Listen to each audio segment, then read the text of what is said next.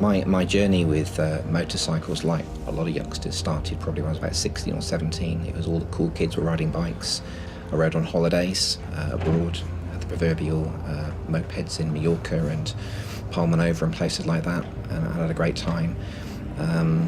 But then life kind of got in the way, and for me, it just continued as a dream. And maybe it sounds a little bit cliche, but it's something I used to literally dream about, riding a motorcycle, and that stayed with me for literally decades until my son, age 17, decided he wanted to ride a motorcycle. So rather than discourage him, I made the decision to actually join him on that journey and get back on two wheels myself and improve my skills.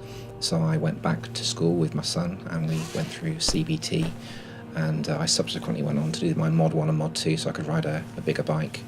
And my son's now done the same as well, so he's on a bigger bike too. And along the way, I've met some absolutely fantastic people, people from all walks of life. The camaraderie you notice as a biker is something that you don't experience elsewhere. You have to get your head around the biker nod, and the fact that bikers stop for other bikers, the things that you don't experience as a car driver, which is absolutely brilliant. And you know, during that journey, you literally find people from all walks of life.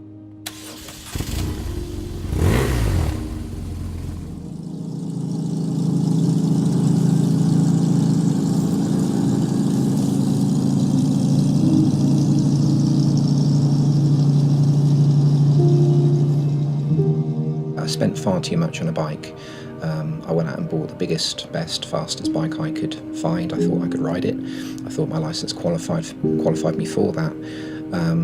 But the experiences I had taught me otherwise. I'm still here to tell the story. I'm glad about that. But RMT, the training school that I personally work with, they recommended I go back to a smaller bike, one that was less expensive, one that I was a little bit less perhaps fearful of, and that's what I did. I bought this one here. It's an older bike, 650, and for the next year I plan on riding that and learning how to ride properly before perhaps I'll go up to a bigger bike again. We're all guilty of thinking we're invincible, that maybe we ride with a little bit of arrogance, and it's easy to lose sight that there's always ways to improve, and that's what Take Control does. It gives you that opportunity to benchmark and to move forward and improve. So I would say this course would be useful to someone who's just passed their CBT through to someone aged 60, 70 or older, who's perhaps been riding for a good few years, and perhaps maybe they think, rightly or wrongly, that they know all there is to know about riding. For me, that was clearly not the case.